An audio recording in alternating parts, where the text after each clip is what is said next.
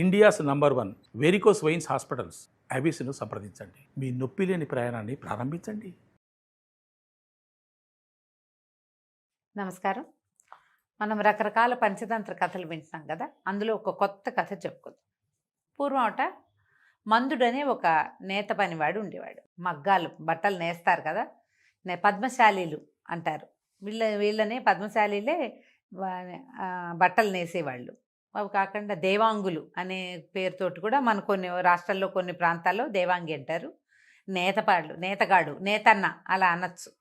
అయితే ఈ నేత పనివాడు బట్టలు అవి నేసుకునేవాడు, ఏదో కష్టపడుతూ ఉండేవాడు. అయితే ఏమైంది, ఈ మగ్గానికి కొన్ని కర్రలు ఏవో ఉంటాయి, ఆ కర్రలు విరిగిపోయినాయి.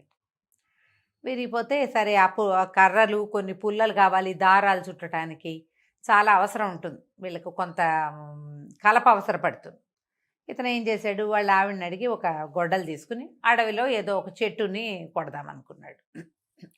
అడవిలో చెట్లు చూసుకుంటూ వెళ్ళాడు. వంకర టింకరగా ఉన్నవి కాకుండా ఇట్లా సాఫీగా ఉన్నది, నిడుపైన కొమ్మలున్న ఒక చెట్టుని సెలెక్ట్ చేసుకున్నాడు.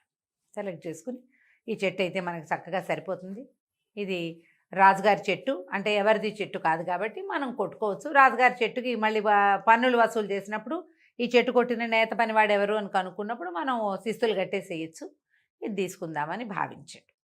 ఆ చెట్టుని కొట్టపోయేసరికల్లా ఆగు అని వినపడింది చెట్టు మీద నుంచి. ఆశ్చర్యపోయాడు, ఎవరో పిలుస్తున్నారనుకున్నాడు. ఆ చెట్టు మీద నుంచి ఒక దేవత దిగొచ్చింది.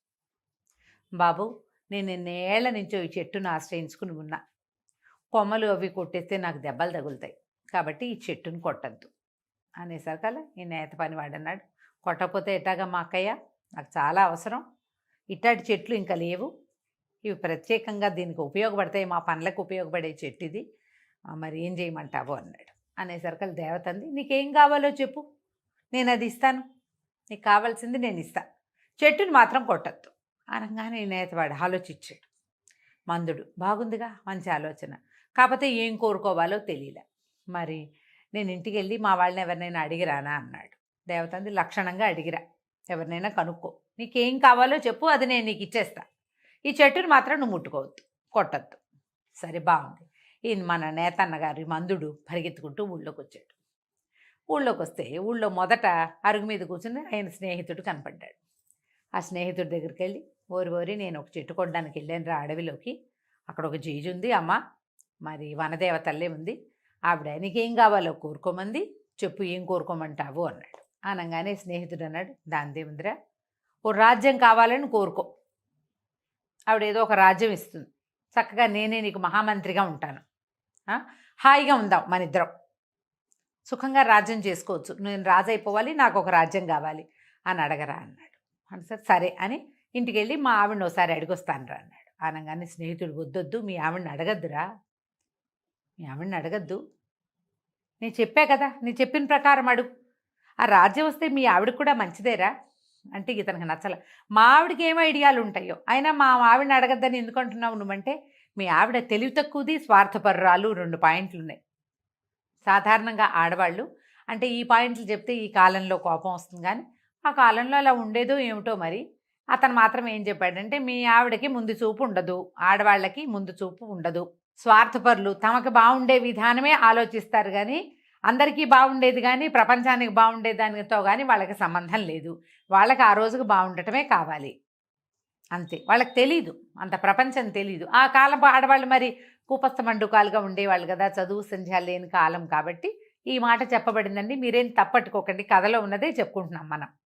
అక్కడి నుంచి ఇతను అన్నాడు, అబ్బాయి అట్టా కాదు, మా ఆవిడంటే పంచప్రాణాలు నాకు, ఆమె చాలా ప్రేమగా ఉంటుంది, చాలా శ్రద్ధగా వంట అది చేసి పెడుతుంది, ఎంతో శ్రద్ధగా ఉంటుంది నాతోటి, అడగకపోతే బాగుండదు కదా, నేను మా ఆవిడనే అడుగుతానన్నాడు. సరేనన్నాడు స్నేహితుడు. ఇంకేం చేస్తాడు, వీడు వింటలేదు మాట. సరే, ఈ నేతన్నగారు పరిగెత్తుకుంటూ ఇంటికి వచ్చాడు. మందుడు వచ్చి, ఏమే చెట్టు కొట్టపోతే చెట్టు మీద ఒక దేవత ఉంది, ఆవిడేమో నీకేం కావాలో నేను ఇస్తాను, చెట్టును కొట్టద్దంది.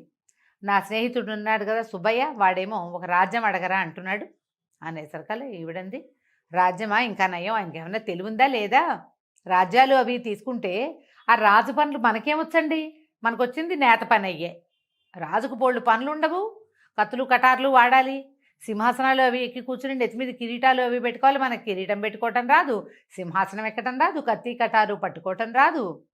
బోళ్ళని కష్టాలు ఉంటాయి రాజు పదవికి, అవన్నీ వద్దు మనకి. చక్కగా ఇంకో తల ఇంకో జత చేతులు అడగండి.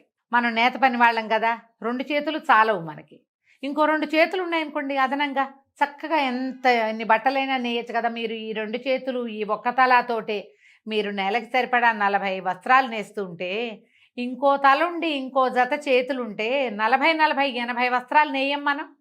ఒక్క నెలలో 2 నెలలు డబ్బులు వస్తాయి, మనకు వచ్చిన పని చేసుకుంటాం హాయిగా. రాజు పనులన్నీ మనకెందుకు, మీ స్నేహితుడు ఒక మూర్ఖుడు, వాడికేం తెలుసు, వాడి తలకాయ అట్టాటి పెట్టుకోవద్దు, చక్కగా ఇంకో తల ఇంకో జత చేతులు అడగండి అని. మనవాడు సరేననుకున్నాడు, ఇది నిజమే, రాజు పనులు మనకి రావు, నేత పనులు అయితే బాగా వచ్చు. సరే అనుకొని మర్నాడు పొద్దునే బయలుదేరి సద్దన్న తినేసి వెళ్ళాడు అడవికి. వెళ్తే వెళ్ళి ఆ చెట్టుని తట్టాడు. తట్టంగానే జేజి దిగొచ్చింది వనదేవత. ఏం కావాలి తమ్ముడు, నీకేం కావాలంటే అది ఇస్తానంది. నాకమ్మ ఇంకో తల ఇంకో జత చేతులు ఇవ్వు చాలన్నాడు. ఆవిడ క్షణం నిర్ఘాంతపోయి, సరే నీకు కావాల్సిందే ఇస్తున్నా, నువ్వు మళ్ళీ ఇక్కడికి రాకూడదని. నేను రాను, నువ్వు నాకు ఇంకో తల ఇంకో జత చేతులు ఇమ్మనంగానే అలాగే అంది. అభీష్ట సిద్ధిరస్తు అన్నది. ఆనంగానే వీడు తలై పక్క నుంచి టికీమని ఇంకో తల మొలిచింది. ఈ 2 చేతులతో పాటు వెనకాల నుంచి 2 చేతులు వచ్చినాయి, 4 చేతులు. అతను అటు ఇటు ఎడు చూడాలో ఎడు చూడక్కర్లేదు తెలియటల్లో అయోమయంగా ఉంది. కానీ ఒక ఉద్రేకం వచ్చింది. తన భార్య చెప్పింది ఇదే, ఒక్క తల జత చేతులతోటి నేను నెలకి 40 వస్త్రాలు నేస్తుంటే 2 తలలు 4 చేతులతోటి నేను ఎన్ని చేస్తానో ఇదంతా ఈ సంతోషాన్ని భార్యతో పంచుకోవాలి, ఈ విచిత్రాన్ని భార్యకు చూపించాలని అతను ఊరు వైపుకి నడిచెళ్ళాడు. ఊరు వైపుకి వెళ్తుంటే జనాలందరూ చూసి ఆశ్చర్యపోయారు. ఈ 2 తలలు 4 చేతులు ఉన్నదాన్ని ఏమిటంటారు, మనిషి అంటారు? ఊళ్ళో వాళ్ళంతా కంగారు పడి ఏదో వింత జంతు వస్తోందని రాళ్ళు రప్పలు వేసి కొట్టేశారు. ఈ నేత ఆయనకి నేనేనని చెప్పడానికి రాలా, 2 నోట్లతోటి మాట్లాడాడు, 4 చేతులు కదిపాడు. అది కదిలిన కొద్దీ, అది మాట్లాడిన కొద్దికి ఆ మనిషి ఈ జనాలందరికీ అదేదో వింత జంతువులాగాను ప్రమాదకరమైన జంతువులాగాను కనపడింది. ఎడాపెడా రాళ్ళు రప్పలతో పాటు కత్తులు కటార్లు కూడా విసిరేసేసి ఈ నేతన్నని పొట్టన పెట్టేసుకున్నారు ఊరి జనం. ఏదో వింత జంతువని తీసుకుపోయి ఊరవతలు పారేశారు. ఎప్పటికీ నేతన్న తిరిగి రాలేదు. ఆ మిత్రుడు చూస్తున్నాడు, భార్య చూస్తుంది, కథ కంచికి మనం ఇంటికి. ఏదైనా ఒక ప్రయోజనాన్ని ఎవరి దగ్గరైనా తీసుకునేటప్పుడు బాగా ఆలోచించాలి.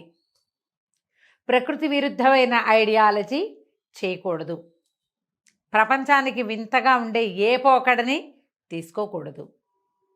ఇప్పుడు ఆడవాళ్ళు తెలివిగా ఉన్నారా లేరా అనేది వేరే కథ. ఇప్పుడు ఒక అమ్మవారు నీకు రాజ్యం ఇచ్చి నిన్ను రాజుని చేస్తే రాజు చేయవలసిన పని ఆవిడే నేర్పిస్తుంది కదా కదా ఆలోచించల. అనాలోచితమైన ఈ వరం వల్ల దొరికింది వరమే అయినా అది కాస్త శాపంగా పరిణమించేసింది. ఆలోచించి పనిచేయండి. ఇద్దరి దగ్గర ఐడియాలు తీసుకుంటే 2 వేరువేరుగా డిఫర్ అయితే ఈ 2 మానేసి 3వ వాడి దగ్గరికి వెళ్ళాలి, లేదా మన సొంత బ్రెయిన్ వాడుకోవాలి. మనకి బ్రెయిన్ లేకే కదా మనం సలహాలకు వెళ్తాం. ఇద్దరి దగ్గర తీసుకుంటాం, 2 విపరీతాలుగా ఉన్నాయి. అప్పుడు 3వది ఏమిటి? ఈ 2 చెప్పి ఈ 2 ఏది కరెక్టు అనైనా సలహా తీసుకోవాలి.